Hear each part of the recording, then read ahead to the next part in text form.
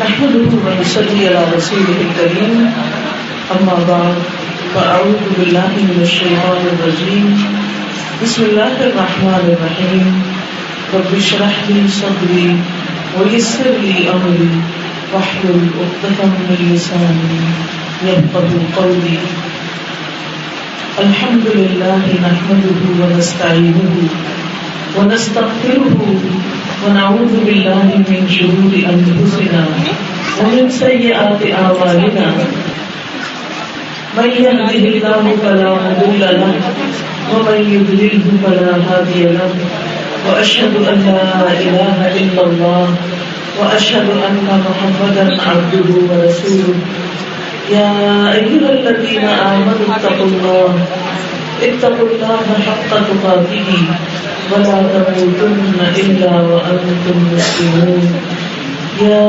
أيها الناس اتقوا ربكم الذي خلقكم من نفس واحدة وخلق منها زوجها وبث منهما رجالا كثيرا ونساء واتقوا الله الذي تساءلون به والأرحام إن الله كان عليكم رقيبا يا أيها الذين آمنوا اتقوا الله وقولوا قولا سديدا يصلح لكم أعمالكم ويغفر لكم ذنوبكم ومن يطع الله ورسوله فقد فاز فوزا عظيما. شروع کرتی ہوں اللہ کے نام سے جو بے انتہا مہربان نہایت رحم فرمانے والا ہے. بے شک تعلیم اللہ کے لیے ہے، ہم اسی سے مدد چاہتے ہیں اور ہم اپنے گناہوں کی معافی طلب کرتے ہیں. حقیقت یہ ہے کہ جس کو اللہ ہدایت دے اسے کوئی گمراہ نہیں کر سکتا اور جس کو وہ گمراہ کر دے اسے کوئی ہدایت نہیں دے سکتا. اور میں گواہی دیتا ہوں کہ اللہ کے سوا کوئی معبود نہیں، اور میں گواہی دیتا ہوں کہ محمد صلی اللہ علیہ وسلم اللہ کے بندے اور اس کے رسول ہیں. اے لوگوں جو ایمان لائے ہو اللہ سے ڈرو جیسا اس سے ڈرنے کا حق ہے، اور تمہیں موت ہرگز نہ آئے مگر اس حال میں کہ تم مسلمان ہو. اے لوگوں اپنے رب سے ڈرو جس نے تمہیں ایک جان سے پیدا کیا اور اس جان سے اس کا جوڑا بنایا، اور اس سے بہت سے مرد اور عورتیں دنیا میں پھیلا دیے. اس پالنے والے کی ناراضگی سے ڈرتے رہنا جس کا نام لے کر تم ایک دوسرے سے اپنے حق مانگتے ہو، اور رشتہ داروں کے معاملے میں خاص طور پر اللہ سے ڈرو. اے لوگوں جو ایمان لائے ہو اللہ کا تقوی اختیار کرو اور سیدھی بات کرو. اللہ تمہارے گناہوں کو معاف کر دے گا اور تمہارے حالات کی اصلاح کر دے گا، اور جو اللہ اور اس کے رسول کی اطاعت کرے گا وہ عظیم الشان کامیابی پائے گا. معزز خواتین، اس وقت میں نے آپ کے سامنے جو عبارت پڑھی ہے یہ خطبہ نکاح کی عبارت ہے. شادی کے موقع پر یہ خطبہ پڑھا جاتا ہے اور عام طور پر مردوں کے درمیان پڑھا جاتا ہے. مرد بھی سنتے ہیں، وہ بھی عربی میں سنتے ہیں. اس لیے کسی کو یہ سمجھ نہیں آتی کہ اس خطبے میں ہمارے لیے تعلیم کیا ہے، ہمیں کیا میسج دیا گیا ہے. اسلام ایک ایسا دین ہے جس کی بنیاد علم پر ہے. علم کے بغیر ایک شخص صحیح مسلمان بن نہیں سکتا، کیونکہ اللہ تعالیٰ نے ہمیں اپنی عبادت کے لیے پیدا کیا اور پھر اپنے پیغمبر بھیجے، کتابیں بھیجی کہ بندوں کو عبادت کے طریقے سکھائیں، اور انہوں نے پوری تفصیل کے ساتھ یہ طریقے ہمیں سکھا دی. ہمارے دین میں چونکہ صرف نماز روزہ ہی عبادت نہیں، شادی کرنا بھی ایک عبادت ہے، کیونکہ اس میں نبی صلی اللہ علیہ وسلم کی سنت پوری ہوتی ہے. انسان حرام کاموں سے، غلط چیزوں سے بچتا ہے، ایک نئی نسل کو پروان چڑھاتا ہے. اور اس طرح ہم اللہ سبحانہ تعالیٰ کی اطاعت اور عبادت کر رہے ہوتے ہیں جب ہم ایک نکاح کے رشتے میں اپنے بچوں کو باندھتے ہیں. تو اس میں آپ دیکھیں کہ اس خطبے کے اندر ہمیں بہترین تعلیم دی گئی ہے کہ ہم اس رشتے کو کیسے خوشگوار بنا سکتے ہیں. ہم دو افراد کے لیے کیا ہمیں رہنمائی ملتی ہے کہ کس طرح وہ آپس میں اچھا نبھا کریں اور کس طرح دونوں خاندان ایک دوسرے کی قدردانی کریں اور کس طرح ایک خوشگوار اور بہترین معاشرہ وجود میں آئے. تو آئیے ہم دیکھتے ہیں کہ اس خطبے کے اندر ہمیں کیا تعلیم دی گئی ہے. سب سے پہلے اللہ سبحانہ تعالیٰ کی تعریف کی گئی ہے، کیونکہ بندے کو جب کوئی نعمت ملتی ہے تو اس کا فرض بنتا ہے کہ وہ نعمت دینے والے کا شکر ادا کرے. تو شکر ادا نہیں کر سکتا انسان جب تک کہ انسان اللہ تعالیٰ کی اس نعمت کو پہچانتا نہیں کہ یہ مجھ پر اللہ کا انعام ہے. اب شادی جو ہے یہ بھی اللہ تعالیٰ کی ایک رحمت ہے، نعمت ہے، انعام ہے، جو اللہ تعالیٰ کے اذن سے ہی عمل میں آتی ہے. اب دیکھیں کہ اولاد جب جوان ہو جاتی ہے تو ماں باپ کو ان کی شادی کی فکر ہو جاتی ہے. فکر کرنے کے باوجود صحیح رشتے کا ملنا اور پھر سارے امور طے پا جانا اور پھر اس دن کا آنا، یہ واقعی اللہ تعالیٰ کی ایک نعمت ہوتا ہے. اب جب یہ نعمت ملے تو انسان کو یہ سوچنا چاہیے کہ یہ نعمت دی کس نے؟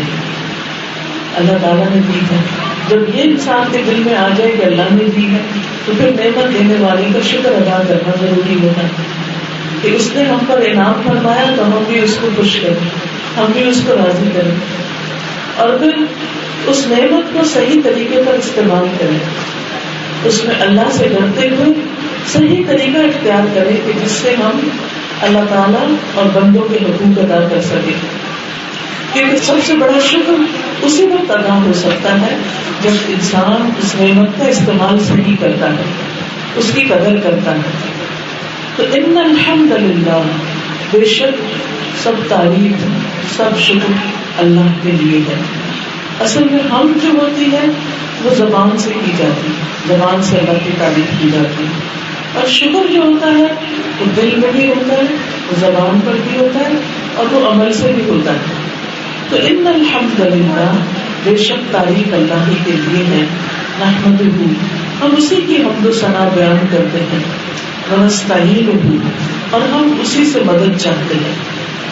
ایک مسلمان اپنے دن کی ہر نماز کی ہر رکعت میں اللہ تعالیٰ سے مدد مانگتا ہے.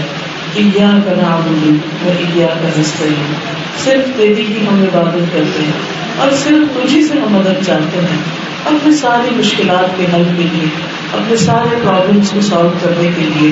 کیونکہ اللہ سے بڑی طاقت کسی اور کی نہیں اور اللہ سے بڑھ کر خزانے کسی اور کے پاس نہیں.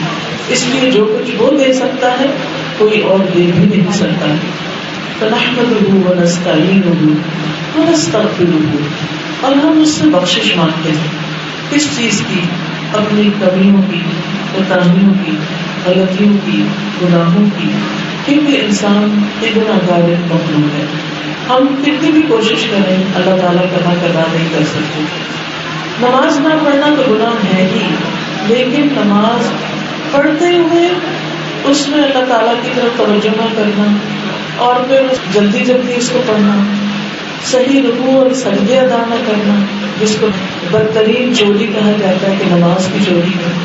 تو ہم بعض اوقات نماز پڑھتے ہیں لیکن نماز واپس ہمارے اوپر مار دی جاتی ہے کہ اللہ تعالیٰ کو ایسی نماز نہیں چاہیے. تو اس لیے نماز کے فوراً بعد بھی سلام پھیر کے ہم کہتے ہیں استغفر اللہ، استغفر اللہ، استغفر اللہ. حقیقت یہ ہے کہ ہمارے گناہ جو ہوتے ہیں یہ ہمارے لیے دنیا میں بھی، قبر میں بھی اور آخرت میں بھی مصیبت کا باعث ہوتے ہیں. تو انسان کو ساتھ ساتھ ہر روز اپنے گناہوں کی معافی مانگنی چاہیے اور خاص طور پر خوشی کے موقع پر یا اللہ یہ خوشیاں نبھانی قسمت میں ہوں اور اس کو واقعی ہم انجوائے کر سکیں. کیونکہ بہت دفعہ ایسا بھی ہوتا ہے، خوشی کا موقع ہوتا ہے، ہر چیز تیار ہوتی ہے، لیکن آپس کی بد اخلاقی کی وجہ سے یا ایک دوسرے کے ساتھ زیادتی کی وجہ سے وہ خوشیاں نہیں رہتی اور پھر انسان اس پر پچھتاتا رہتا ہے. تو اس لیے ہم دعا کرتے ہیں کہ اللہ تعالیٰ ہماری مدد فرمائے اور ان خوشیوں کو اپنے انجام تک پہنچائے اور ہمیں بخش دے. ونستغفرہ، اور پھر ونعوذ باللہ من شرور انفسنا، ہم اپنے آپ کو اللہ کی پناہ میں دیتے ہیں اپنے نفس کے شر سے بچنے کے لیے. کیونکہ انسان کے لیے سب سے بڑا اس کا دشمن اس کا اپنا ہی نفس ہوتا ہے اور اپنے ہی نفس کا شر. نفس کا شر کیا ہوتا ہے؟ انسان کی نیگیٹو تھنکنگ، دوسروں کے بارے میں بدگمانی، یہاں سے پھر دوسرے انسانوں کے ساتھ تعلقات خراب ہوتے ہیں، آپس کے لڑائی جھگڑے اور فساد ہوتے ہیں. تو یہ دراصل کسی اور کی لائی ہوئی مصیبت نہیں ہوتی. بعض لوگ ہمارے اپنے خیال اور گمان ہوتے ہیں اور ہماری اپنی ایسی غلطیاں ہوتی ہیں جس کی وجہ سے نتیجہ ہمیں بھگتنا پڑتا ہے. اور پھر نفس کا شر جو ہوتا ہے وہ گناہ نہیں ہوتے ہیں، یعنی گناہ نفس کا شر ہوتے ہیں، کیونکہ نفس کے اکسانے پر انسان بعضوں کا غلط کام کرتا ہے. اور کسی نے چھوٹی سی بات کی، ہم ہرٹ ہو گئے، اس کے بعد ہم نے اس کی غیبت شروع کر دی اور اس سے ناراض ہو گئے، یا کوئی اور اس طرح کی چیزیں شروع ہو گئی. تو معاملہ چھوٹا سا تھا، بڑھتا بڑھتا بہت بڑا ہو گیا. خاندانوں میں آپس میں تعلقات خراب ہو گئے. آپ دیکھیے کہ بعض اوقات اتنے پیارے قریبی رشتوں کے درمیان ایسی ایسی ناراضگیاں ہوتی، بہن بھائیوں کے درمیان ناراضگیاں، وہاں بول چال بند ہے. کبھی ماں باپ اور بچوں کے درمیان غلط فہمیاں شیطان نے ڈال دی ہیں اور اس کی وجہ سے ناراضگی. کبھی ہسبینڈ وائف کے درمیان بول چال بند ہے اور آپس میں ایک دوسرے سے کوئی تعلق نہیں. کبھی سسرال والوں کے ساتھ نہیں بن رہی، کبھی جاب پر ہے تو کولیگس کے ساتھ نہیں بن رہی. تو یہ ساری چیزیں جو ہیں یہ ہمارے نفس کا شر ہوتی ہیں. تو ہم اس سے بچنے کے لیے اپنے آپ کو اللہ کی پناہ میں دیتے ہیں. ونعوذ باللہ من شرور انفسنا ومن سیئات اعمالنا، اور اپنے اعمال کی برائیوں سے بھی اللہ تمہیں محفوظ رکھے. کیونکہ یہ تو نہیں ہو سکتا نا کہ آپ کانٹے بکھیریں اور پھر وہ آپ کو چنے ہوں، آپ غلط کام کریں اور پھر اس کا نتیجہ کوئی اور دیکھے. یہ نہیں ہوتا.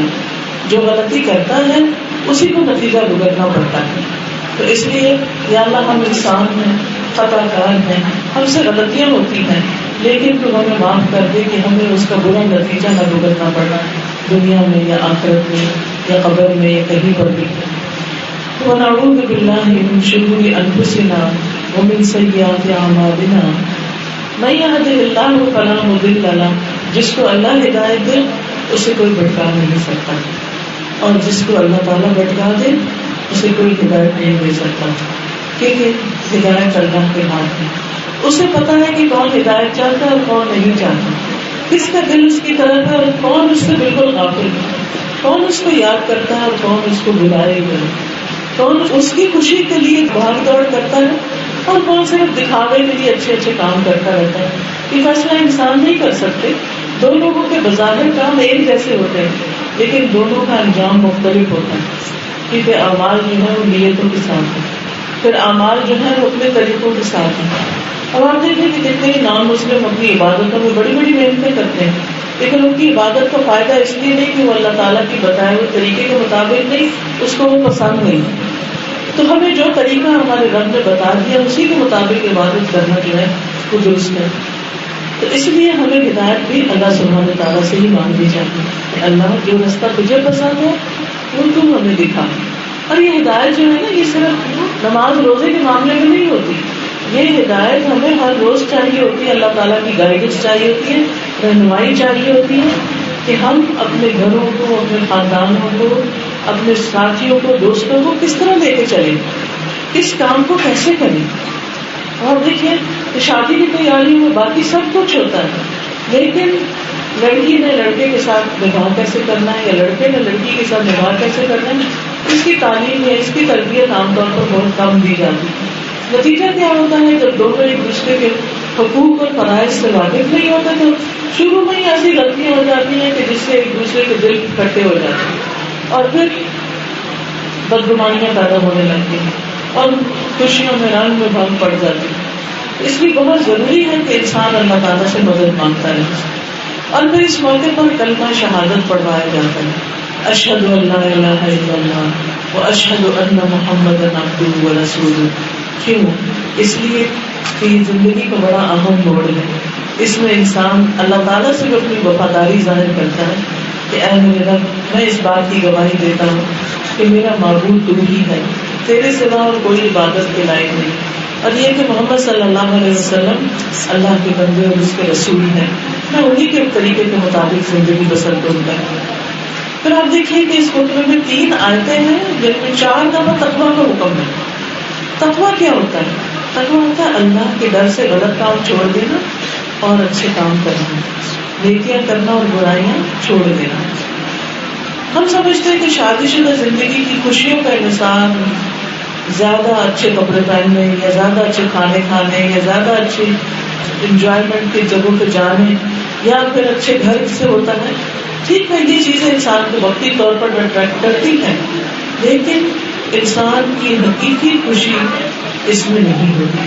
حقیقی خوشی دلوں کے اطمینان میں ہوتی ہے، دلوں کے سکون میں ہوتی ہے، آپس کی محبتوں میں ہوتی ہے، ایک دوسرے کی قدر دانی میں ہوتی ہے، ایک دوسرے کے احترام میں ہوتی ہے. تو اس لیے خاص طور پر اس موقع پر اللہ کے تقوی کی ترغیب دی گئی ہے. اللہ تعالیٰ فرماتے ہیں یا ایھا الذین آمنوا اتقوا اللہ، اے لوگوں جو ایمان لائے ہو اللہ سے ڈرو. کیسے؟ کتنا؟ حق تقاته، جتنا اس سے ڈرنے کا حق ہے، جتنا ڈرنا چاہیے. یعنی ہر انسان کہتا ہے کہ مجھے اللہ سے ڈر لگتا ہے، لیکن پھر اس کے باوجود نافرمانیاں بھی کرتا ہے، اللہ کی غلط کام بھی کر رہا ہوتا ہے. تو یہ ڈرنا تو نہ ہوا. ڈرنے والا تو وہ ہوتا ہے کہ جو غلط کام چھوڑ دے. کیونکہ جب ہمیں پتہ چلتا ہے کہ آگ جلاتی تو ہم آگ میں ہاتھ نہیں ڈالتے، کیونکہ ہمیں پتہ ہے اس سے نقصان ہوگا. اور اگر ہمیں پتہ ہو کہ اللہ تعالیٰ کی ناراضگی میں نقصان ہے تو پھر ہم ہر ایسے کام سے بچیں کہ جو اللہ تعالیٰ کو پسند نہیں. تو بہرحال اللہ تعالیٰ کا حکم ہے اے لوگوں اللہ سے ڈرو جیسا ڈرنے کا حق ہے، اور تمہیں موت نہ آئے مگر اس حال میں کہ تم مسلمان ہو، اللہ کے فرمانبردار ہو، اللہ تعالیٰ کے اطاعت گزار ہو. تو اس لیے شادی کے بعد انسان اللہ کی عبادت سے، اللہ کی رضامندی کے کاموں سے غافل نہ ہو. یعنی انسان بعض اوقات یہ کہ اپنے شوہر کو خوش کرنے میں لگا رہتا ہے اور اس کی خوشی میں اللہ کو ناراض کر دیتا ہے، نماز چھوڑ دیتا ہے یا دوسرے انسانوں کے حقوق چھوڑ دیتا ہے. تو اس میں بیلنس رکھنے کی ضرورت ہے.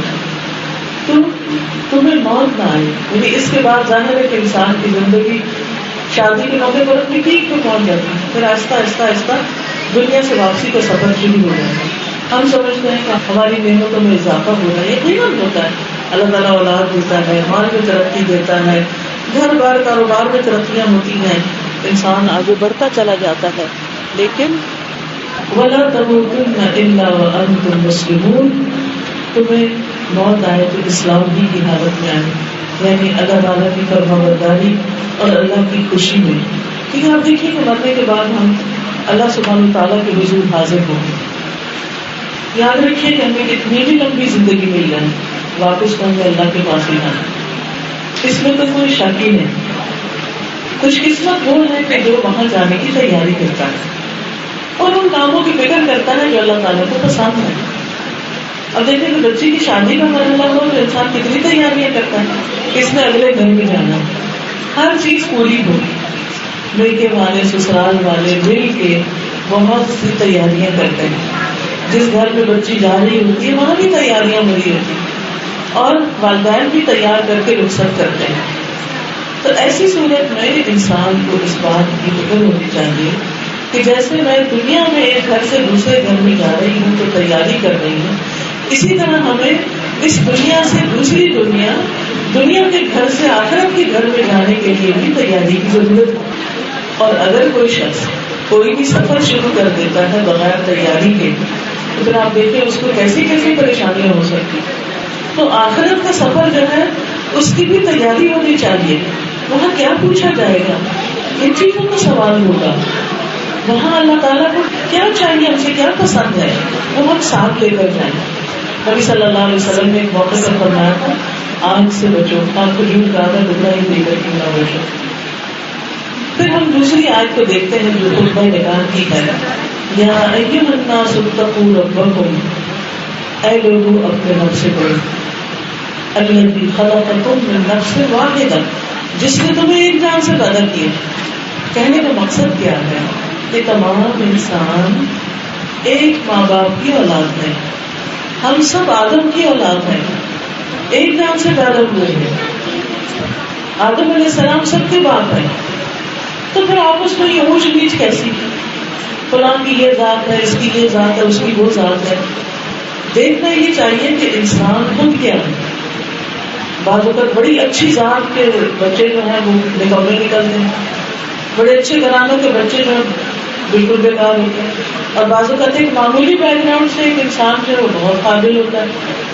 تو انسان کی ظاہر ویلیو ہے کہ وہ خود کیا اخلاق رکھتا ہے، کیا اس نے محنت کی ہے زندگی میں، کیا اس کی قابلیت ہے، اس پر اس کو پرکھنا چاہیے. اور سب سے بڑا معیار جو ہمیں دیا گیا ہے وہ تو تقویٰ کا ہے. بہرحال یا ایھا الناس اتقوا ربکم الذی خلقکم من نفس واحدۃ، جس نے تمہیں ایک جان سے پیدا کیا، وخلق منہا زوجہا، اور اسی سے اس کا جوڑا بنایا. آدم علیہ السلام کی پسلی سے حضرت حوا کو پیدا کیا، جیسا کہ احادیث سے ہمیں پتہ چلتا ہے. حضرت حوا سر سے نہیں پیدا ہوئی، نہ پاؤں سے پیدا ہوئی ہے، وہ پسلی سے پیدا ہوئی ہیں. یہ کمپینین ہے. عورت اور مرد دونوں، ہسبینڈ وائف دونوں ایک دوسرے کے کمپینین ہوتے ہیں، ایک دوسرے کا سہارا ہوتے ہیں، ایک دوسرے کے لیے سکون کا باعث ہوتے ہیں، ایک دوسرے کے لیے سپورٹ ہوتے ہیں. تو اس لیے ہمیں اس معاملے میں نہ تو خود ایروگینس کا شکار ہونا چاہیے کہ میں تو بہت بڑے خاندان سے تعلق رکھتی ہوں اور ہسبینڈ کا اسٹیٹس جو ہے وہ اس کے مقابلے میں کم ہے. نہیں، ایک عورت جب شادی کے بعد اپنے شوہر کے ساتھ رہنا شروع کرتی ہے تو پھر اس کا جو تعلق ہے اس کے میکے نہیں رہتے. پھر اس کا نیا گھر، اس کا ہسبینڈ، اس کا نیا خاندان جو ہے وہ اس کی پہچان بن جاتا ہے. تو اس لیے انسان کو جن انسانوں کے درمیان وہ رہتا ہے ان کے ساتھ اچھے ویوہار کی ضرورت ہے، ان کے ساتھ مل جل کر رہنے کی ضرورت ہوتی ہے. من نفس واحدۃ وخلق منہا زوجہا وبث منہما رجالا کثیرا ونساء، اور پھر ان دونوں سے بہت سے مرد اور عورتیں دنیا میں پھیلا دی. آج آپ دیکھیں کتنی آبادی ہے دنیا کی، کروڑوں میں، بلین اور ٹریلین میں، اور یہ سب آدم اور حوا کے بچے ہیں. اس اعتبار سے ہر انسان اہمیت کے لائق ہے، ہر انسان کی قدر کرنی چاہیے. صرف کسی کو اس کی کسی دنیاوی شان و شوکت کی بنا پر عزت نہیں دینی چاہیے. اللہ نے انسان کو، چاہے وہ کوئی بھی ہے، اسے تمام مخلوق پر فضیلت دی ہے باقیوں پر. یعنی جتنے بھی حیوانات ہیں، جانور ہیں، چرند پرندے، سب سے افضل انسان کو بنایا ہے. تو انسان کو اللہ تعالیٰ نے عزت بخشی ہے، وَلَقَدْ كَرَّمْنَا بَنِي آدَمَ. تو ہمیں بھی ایک دوسرے کو عزت اور احترام دینا چاہیے. کوئی بھی ہو وہ توجہ کے لائق ہے، محبت کے لائق ہے. اور پھر وَبَثَّ مِنْهُمَا رِجَالًا كَثِيرًا وَنِسَاءً وَاتَّقُوا اللَّهَ الَّذِي تَسَاءَلُونَ بِهِ وَالْأَرْحَامَ، اور ڈرو اللہ سے جس کا نام لے کر تم ایک دوسرے سے اپنے حقوق مانگتے ہو. کیونکہ شادی کے بعد عورت کہتی ہے میرا حق، مرد کہتا ہے میرا حق، اور پھر چونکہ اللہ کا نام لے کر نکاح کیا جاتا ہے تو پھر اس کا واسطہ دیا جاتا ہے. ان گواہیوں کے ساتھ میں تمہارے پاس آئی ہوں، تم میرے ساتھ انصاف کرو. اور اسی طرح شوہر کے لیے بھی تو یہاں پر یہ بتا دیا گیا کہ تم کوئی رشتے داریوں کے بارے میں خاص طور پر اللہ سے کرو. حدیث میں آتا ہے جو شخص یہ چاہتا ہے اس کی عمر میں برکت ہو، اس کے رزق میں اضافہ ہو، اسے چاہیے کہ رشتے داروں کے ساتھ اچھا سلوک کرے. خاص طور پر خونی رشتے جو ہیں ان کے ساتھ حسن سلوک. اور حسن سلوک کا مطلب یہ نہیں کہ وہ اچھے ہیں تو میں اچھا ہوں نا، وہ جو بھی ہے ان کا اخلاق ان کے ساتھ ہے اور میرا اخلاق میرے ساتھ ہے.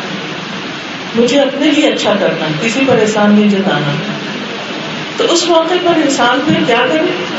اچھے اخلاق کا مظاہرہ کرے، دوسرے کے ساتھ اچھا معاملہ کرے. اور اس کا فائدہ کس کو ہوگا؟ جو اچھا کرے گا. تو اس کی عمر میں اضافہ ہوگا، اس کے رزق میں اضافہ ہوگا. یہ دو ہی چیزیں ہیں جن کی زیادتی کی ہمیں خواہش ہوتی ہے کہ ہم جیے سال ہاں سال اور وہ ہمارے پاس رزق فارغ البال، یعنی بہت زیادہ کثرت کے ساتھ. تو اس لیے بہت ضروری ہے کہ ہم ان اسباب کو دیکھیں جن کی بنا پر انسان کی جان، مال، اولاد میں برکت ہوتی ہے.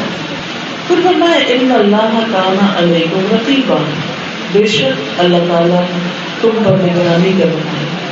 یعنی وہ خود دیکھ رہا ہے کہ کون کس کے ساتھ اچھا سلوک کرتا ہے اور کون کس کے ساتھ کہاں زیادتی کرتا ہے، غلطی کس کی ہے، قصور کس کا ہے، کوتاہی کس کی ہے، سب اس کو پتا ہے. بعض اوقات ایسا ہوتا ہے کہ ہسبینڈ وائف کے بیچ میں بہت بدمزگیاں پیدا ہو جاتی ہیں، لیکن جب لوگوں کے سامنے آتے ہیں تو ہر ایک اپنی اپنی بات بتا کے دوسروں کے اندر بھی حاصل کرتا ہے. کبھی ہسبینڈ اگر چار زبان ہو تو اس کی بات بن جاتی ہے اور وائس ورسا. لیکن انسان کتنا بھی اپنی اسپیکنگ پاور سے کام لے کے اپنی غلطی کو غلطی نہ مانے اور دوسرے کو غلط ثابت کرنے کی کوشش کرے تو وہ دنیا میں تو ہو سکتا ہے لوگ اس کو سچا مانے، اگر اللہ کے ہاں کوئی اس کو سچا نہیں مانے گا اس کی نجات نہیں ہو سکتی. لہٰذا ایک دوسرے سے معاملہ کرتے ہوئے کیا بتایا گیا، یاد رکھو ان اللہ کان علیکم رقیبا، وہ اللہ تم پر نگرانی کر رہا ہے. تو تم کرتے کیا بولتے ہو، کیا سوچتے ہو، کس کے خلاف کیا چال چل رہے ہو، یہ سب باتیں اس کے علم میں. لہٰذا اس سے ڈرو. اور جب انسان اللہ سے ڈرتا ہے تو اپنی زبان کو بھی کنٹرول کر لیتا ہے، وہ اپنی تھنکنگ پر بھی پہرا رکھتا ہے، اپنا محاسبہ کرتا ہے. وہ جب دوسروں کے ساتھ معاملہ کرنے لگتا ہے تو اس وقت بھی وہ اپنا محاسبہ کرتا ہے. ان اللہ کان علیکم رقیبا. پھر تیسری اور آخری آیت کیا ہے، یا ایھا الذین آمنوا اتقوا اللہ، اے لوگوں جو ایمان لائے ہو اللہ سے ڈرو. اور پھر چوتھی بار اب تقویٰ کا حکم آ رہا ہے کہ اللہ سے ڈرو. وقولوا قولا سدیدا، اور سیدھی بات کیا کرو، درست بات کرو، ادھر ادھر ہیر پھیر نہیں کرو باتوں. اب دیکھیے کہ شادی کے موقع پر اس بات کو کیوں یاد دہانی کرائی جائے، کیونکہ عموماً کیا ہوتا ہے ہمارے معاشرے میں ایسے بہت سے واقعات ہوتے ہیں کہ شادی سے پہلے دوسروں کو سب بانگ دکھائے جاتے ہیں، لڑکے کے ایجوکیشن کے بارے میں، اس کی جاب کے بارے میں، اس کے کریئر، اس کے اخلاق مزاج، تو دوسرا شخص دھوکہ کھا جاتا ہے. اور جب حقیقت میں جب نباہ کرنے کی باری آتی ہے تو کچھ نہ کچھ ہوتا نظر آتا ہے. یہ دھوکہ کون دے سکتا ہے؟ اللہ سے ڈرنے والا دھوکہ نہیں دے سکتا، کیونکہ اس کو پتا ہے کہ میں نے کسی کو نقصان دیا تو وہ میرے آگے ہی آ جائے گا، مجھے بھگتنا ہوگا اس کو. تو وہ دوسرے کے ساتھ زیادتی اس لیے بھی کرنے سے بچتا اور ڈرتا ہے. کیوں؟ اس لیے کہ جب کوئی کسی پر زیادتی کرتا ہے تو وہ اس کے اپنے سامنے بھی آ سکتی. وہ ایسا نہیں ہوتا جس پہ ہو رہی ہے بس وہی پکڑ میں ہے، زیادتی کرنے والا بھی پکڑ میں آتا ہے. تو شادی کے موقع پر فیکٹس چھپانے نہیں چاہیے، حقائق کو پوشیدہ نہیں رکھنا چاہیے. دونوں طرف اپنی اپنی کمی کوتاہی کوئی کمزوری ہے تو ایک دوسرے سے شیئر کر لیں، اس کو بتا دیں، تاکہ کل کوئی یہ نہ سمجھے کہ اس کو چیٹ کیا گیا، اس کے سامنے صحیح حقیقت نہیں رکھی گئی. تو یہ اللہ تعالیٰ کی تعلیم ہے. قولوا قولا سدیدا. اس کا فائدہ کیا ہوگا؟ ہم ڈرتے ہیں کہ اگر اسٹریٹ فارورڈ کوئی بات کی سیدھی تو دوسرا مائنڈ کر جائے گا، کیا پتہ رشتہ ہی نہ ہو. اللہ سے ڈرو، بندوں سے نہیں ڈرے. کوئی آپ کو نقصان نہیں دے سکتا اگر اللہ تعالیٰ نہیں دینا چاہتا، اور کوئی بچا نہیں سکتا اگر اس کے یہاں کچھ لکھا ہے. اس لیے قولوا قولا سدیدا. فائدہ کیا ہوگا؟ یصلح لکم اعمالکم، وہ تمہارے اعمال کی اصلاح کر دے گا، تمہارے حالات درست کر دے گا. وَيَغْفِرْ لَكُمْ ذُنُوبَكُمْ، اور تمہارے گناہوں کو معاف کر دے گا. یعنی جب تم اللہ سے ڈرو گے اور اللہ سے ڈر کے معاملہ کرو گے تو پھر تمہیں اللہ سبحانہ تعالیٰ کی طرف سے مدد ملے گی. اور یہی وجہ ہے کہ کچھ لوگ جو اللہ سے تعلق رکھتے ہیں، دعائیں کرتے ہیں، اس کو یاد کرتے ہیں، اللہ سبحانہ تعالیٰ ان کی ایسے ایسے راہوں سے مدد کرتا ہے کہ انسان سوچ بھی نہیں سکتا. قرآن مجید کی ایک آیت ہے وَمَن يَتَّقِ اللَّهَ يَجْعَلْ لَهُ مَخْرَجًا، جو اللہ سے ڈرتا ہے اللہ تعالیٰ اس کے لیے ہر مشکل کے سے نکلنے کا راستہ بنا دیتے ہیں. بالکل اندر دروازہ بند نظر آتا ہے لیکن اللہ تعالیٰ کہیں نہ کہیں سے اس کو نکلوا دیتے ہیں.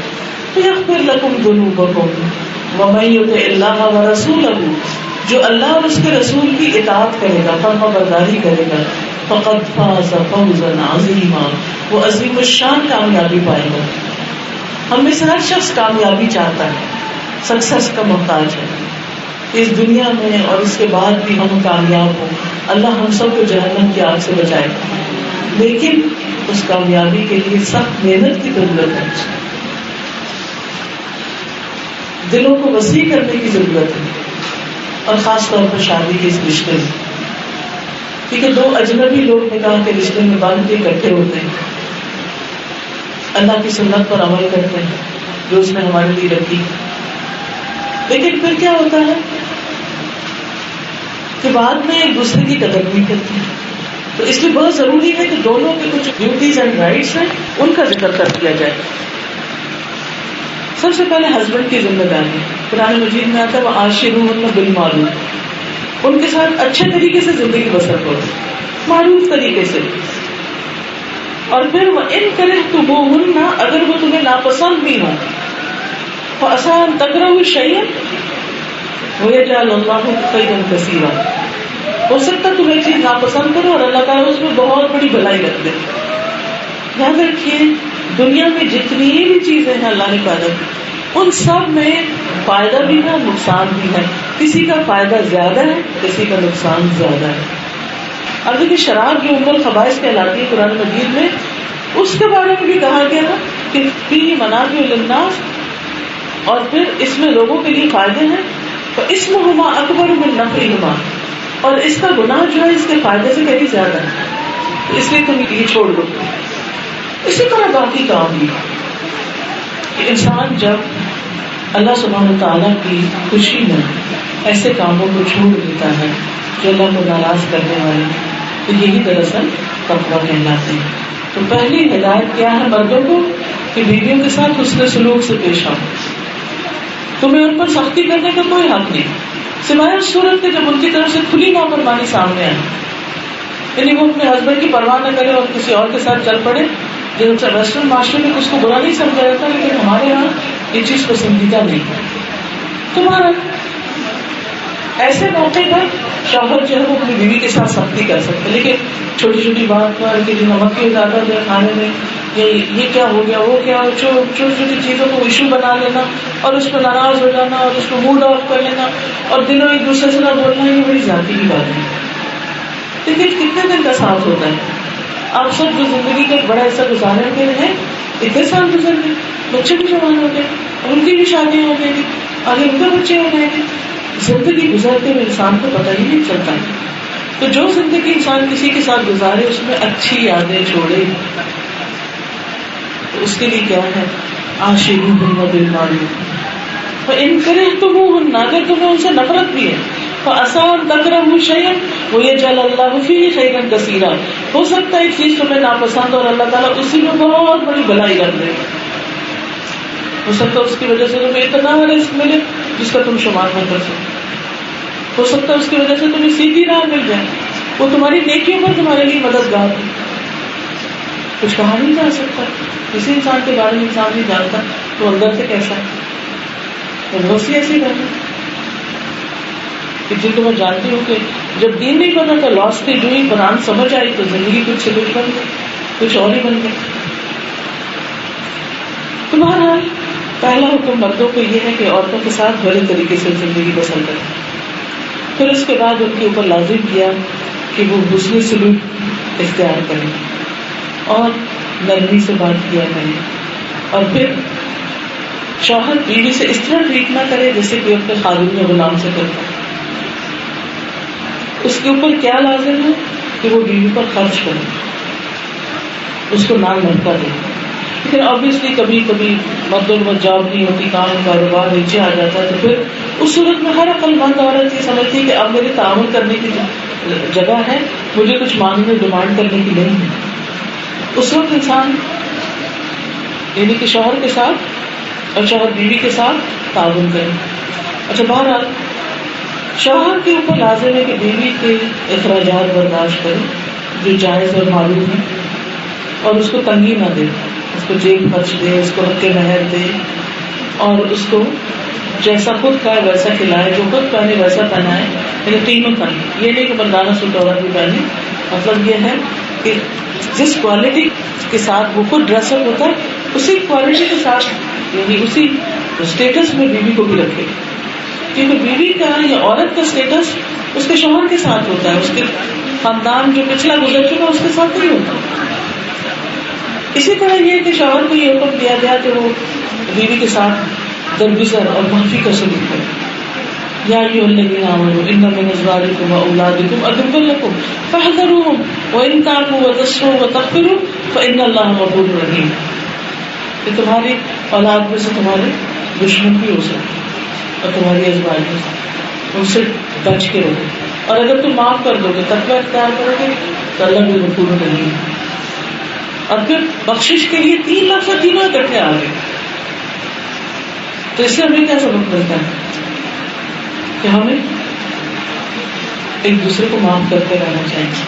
اس کے بغیر زندگی کی گاڑی نہیں چل سکتی. پھر اس کے بعد عورت پر بھی ذمہ داری ہے. عورت پر سب سے پہلی ذمہ داری یہ ہے کہ وہ اپنے شوہر کی بات مانے، جائز معروف چیز میں. اگر وہ اسے غلط کام کا حکم دے تو وہ نہیں مانے، لیکن باقی اچھی طرح نباہ کرنا جانے. پھر اسی طرح عورت پر ایک ذمہ داری یہ رکھی گئی کہ وہ اپنے شوہر کا دل خوش کرے، اس کی ضروریات کو پورا کرے. پھر اسی طرح عورت کی ذمہ یہ ہے کہ اپنے شوہر کے لیے زیب و زینت کرے، ایک انتظار میں رہیں گے. کیونکہ شادی کا مقصد کیا ہے کہ دونوں جوڑے کے اندر ایسی محبت ہو کہ شوہر بیوی کی حفاظت کرنے والا اور بیوی شوہر کو پروٹیکٹ کرنے والا، ایک دوسرے کو سپورٹ دینے والے ہوں، سپورٹو رول میں. اور ایک چیز جو بہت فائدہ دیتی ہے وہ ہے زبان کا کنٹرول کر لینا غصے میں. اگر انسان یہ کر لے تو بہت سے مسئلے پیدا ہی نہیں ہوتے، اور اگر پیدا ہو جائے تو جلدی حل بھی ہو جاتے ہیں. تو اس کا بہت لحاظ رکھنے کی ضرورت ہے. پھر اسے شوہر کے لیے زیب و زینت کرنا، تیار ہونا، اس میں نیت یہی ہو کہ میں اپنے ہسبینڈ کے لیے سب کچھ کر رہی ہوں. لیکن افسوس ہے کہ آج کی خواتین بازو کا ہسبینڈ کے لیے تو وہ نہیں کرتی تھی. بازار جانے کے وقت یا کہیں گھومنے پھرنے کسی پارٹی پہ جانے کے لیے وہ سب کچھ کر لیتی ہیں. تو شوہر کا حق سب سے زیادہ ہے اس معاملے میں. پھر اسی طرح شوہر کی جان مال گھر کی حفاظت کرنا بھی عورت کی ذمہ داری ہے. عورت شوہر کی اجازت کے بغیر اپنی مرضی سے کوئی چیزیں نہ کرے، مشورے سے کرے.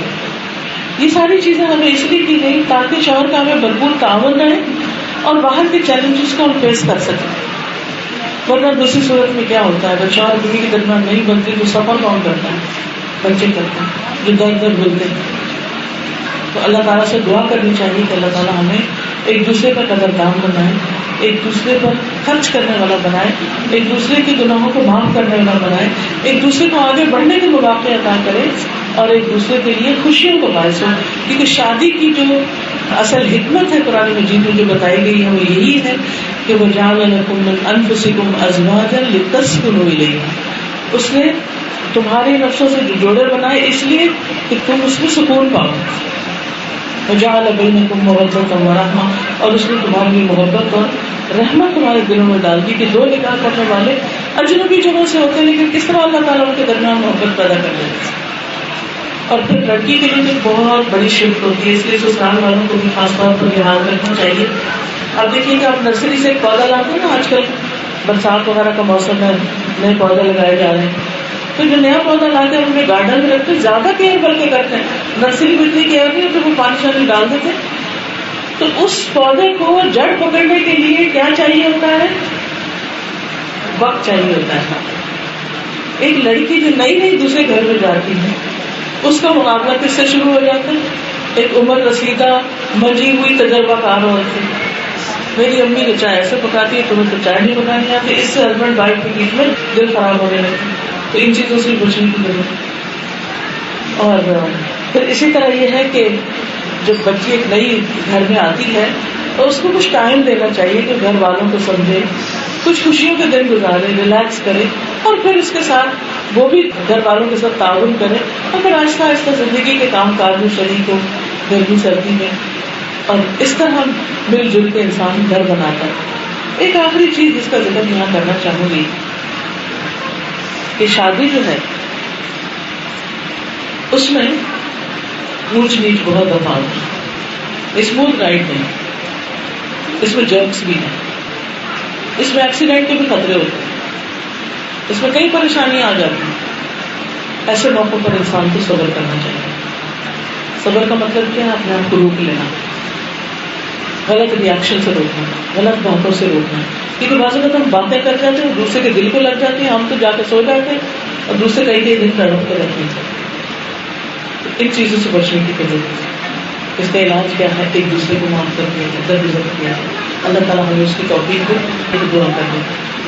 سبحان اللہ والحمد للہ ولا الہ الا اللہ واللہ اکبر ولا حول ولا قوة الا باللہ العلی العظیم. اللهم صل علی محمد وعلى آل محمد كما صليت على إبراهيم وعلى آل إبراهيم إنك حميد مجيد اللهم بارك على محمد وعلى آل محمد كما باركت على إبراهيم وعلى آل إبراهيم إنك حميد مجيد ربنا آتنا في الدنيا حسنة وفي الآخرة حسنة وقنا عذاب النار ربنا لا تزغ قلوبنا بعد إذ هديتنا وهب لنا من لدنك رحمة إنك أنت الوهاب ربنا هب لنا من أزواجنا وذرياتنا قرة أعين واجعلنا للمتقين إماما.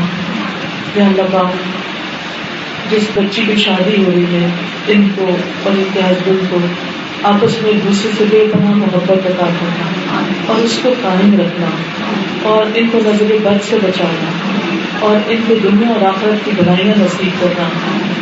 یا رب العالمین تو ہم سب کو بھی معاف کر دے, ہم سب کے گھروں میں خوشیاں پیدا کر دیں. جن کے بچے چھوٹے ہیں اور وہ ان کو ستاتے ہیں اللہ انہیں حوصلہ دے کے وہ اپنے بچے کی صحیح تربیت کر سکتے. جو بڑے ہو چکے ہیں اور ان کے مسائل ہیں اللہ جن کے گھر رشتے نہیں آئے ان کو رشتے عطا کرنا اور جن کے ہاں کوئی لڑائی جھگڑا فساد اس فساد کو دور کرنا. ہمیں اپنی غلطیوں پر غور کرنا سکھا اور ہمیں نجات کے راستے عطا کرنا. یا اللہ اس بچی کو لمبی عمر عطا کرنا, صحت اور عافیت کے ساتھ رکھنا, اپنے والدین کی آنکھوں کو ٹھنڈک بنانا اور ان سے بہترین کام لینا. اللہ تعالیٰ ہم سب کوششوں کو قبول فرمائے. ربنا تقبل منا انك انت السميع العليم وتب علينا انك انت التواب الرحيم وصلى الله تعالى على خير خلقه محمد وعلى آله وأصحابه وأهل بيته أجمعين برحمتك يا أرحم الراحمين. إلهي آمين.